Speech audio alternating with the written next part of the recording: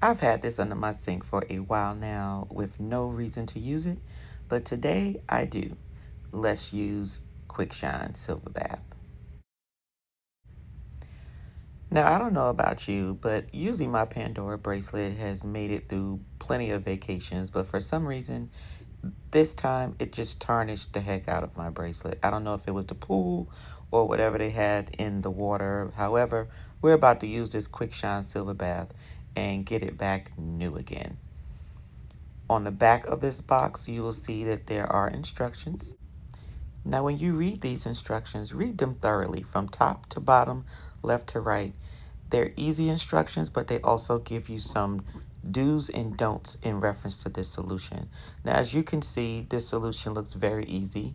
You would basically get a actual bucket in addition to understanding the actual patch that you see here, the sachet. One side is plain, one side is silver. It is very important to follow instructions for your best outcome. Now let's get into starting with this jewelry cleaner. Now what you will need in order to get started is a pot of boiling water or a kettle. You will need some form of a bucket or an aluminum pan, in addition to maybe something to hold down the actual satchel in the water because it tends to float to the top. And this will help keep the jewelry inside the bucket, unless you have a lot of jewelry. Now, let's get started and see what this does. Oh, and don't forget your gloves. Now, while your water is boiling, you want to get your pan or your bucket, and you want to take out one of the satchels after you've put your gloves on. Do not let your hands touch the actual solution or the satchel. You want to lay your satchel inside of your bucket or your pan. And whatever you're looking to clean, you want to make sure that it is touching directly with the top metal side of your satchel. If you have a bunch of items, only one item needs to touch it. Here you can see I'm boiling my water, bringing it to its highest boiling temperature. And then you are actually going to pour the boiling water inside your bucket or your pan with your silver laying on top of the metal part of the satchel. As you can see, the tarnish is already separating itself from your silver. Please do not forget your gloves. Gloves, gloves, gloves, gloves.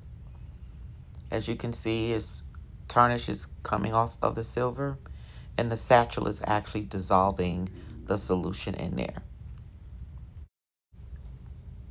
The longer it stays in, the better it gets. As you can see, the tarnish is removing itself from the jewelry even more. And you want to let this sit for 5 minutes. 5 minutes should be enough time, but if you deem it needs to be longer, then do so. But as I said earlier, sometimes the satchel will float to the top the more it activates. So basically, I just took a little glass and just sat it on top to just hold the satchel to the bottom of the pan with the jewelry. So as you can see here, now it's officially submerged into the water. Now, after your 5 minutes is up, you will then remove the contents within the actual bucket or pail and get a towel and sit it to the side. So then that way, if there's a mess, it's easily to clean. Plus, you want to be able to sit your jewelry over to the side because you will need that towel in order to wipe it down after you rinse it off. So what we're going to do now is actually take this out of the solution, dump the solution, and replace it with some warm soap water. So now that we have the warm soap water, you want to go ahead and put the actual jewelry and or silver and let it submerge into the salt water for at least 2 minutes or so. Now, once it's sat in for a while, what you want to do is you want to agitate it a little bit. Now, as you can see, I didn't bother to take my charms off of the bracelet, so I'm just moving the charms around in between and just rinsing off the solution that's on the actual charms, if there are any.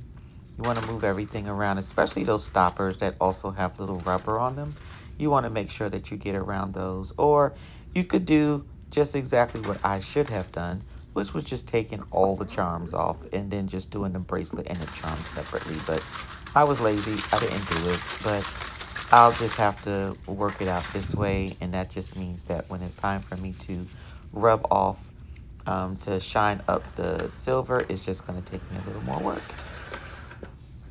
Now after I remove the bracelet from the soapy water, I'm now going to take my towel and I'm actually going to rub the jewelry as well as the bracelet and the charms to bring it back to a shine.